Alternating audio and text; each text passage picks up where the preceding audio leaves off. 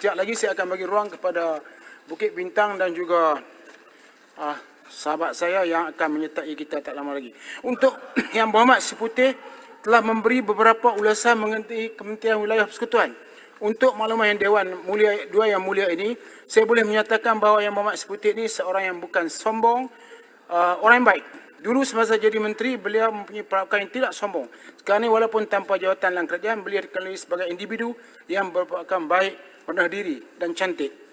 Saya ingin mengulas sedikit komen Yang Berhormat Seputih mengenai mantan-mantan Menteri Wilayah Persekutuan sebelum ini, khasnya Yang Berhormat Putrajaya dan juga Yang Berhormat Ketereh.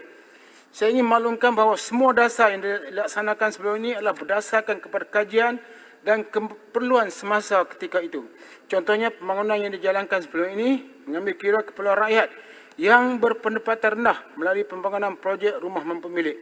Selain itu, pembangunan berdensiti tinggi terpaksa dilaksanakan di Kuala Lumpur kerana kita kena terima hakikat kos tanah dan kos pembangunan yang tinggi. Semua pelaksanaan dasar ini dijalankan secara terbaik dengan fokus kepada rakyat.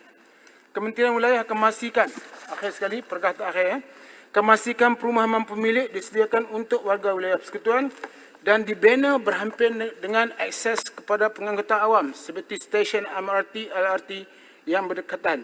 Ketika ini, Kementerian Wilayah mempunyai dua produk perumahan mampu milik, iaitu residensi wilayah yang berharga 300,000 unit dengan keluasan 900 kaki persegi khusus untuk golongan M40. Manakala satu lagi adalah residensi perhatian yang berharga hingga RM200,000 seunit dengan keluasan 705 kaki persegi untuk golongan B40.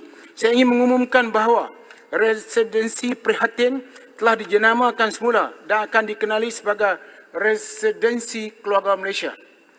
Selaras dengan konsep keluarga besar Malaysia yang bersifat lebih inklusif dan dekat dengan semua lapisan masyarakat di negara ini.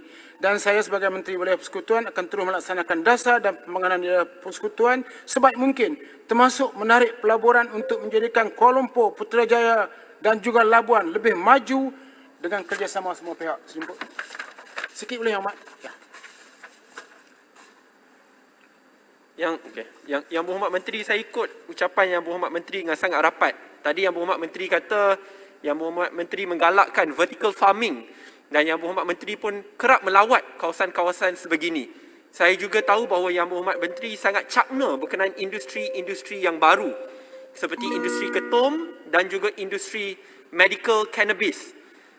Dengan ini, sebelum ini kerajaan telah pun carve out tanah di Kedah untuk tujuan medical cannabis. Adakah Yang Berhormat Menteri sebagai menteri yang sangat cakna berkenaan industri baru akan membenarkan projek rintis di wilayah melalui vertical farming untuk medical cannabis? Terima kasih, Yang Berhormat Menteri.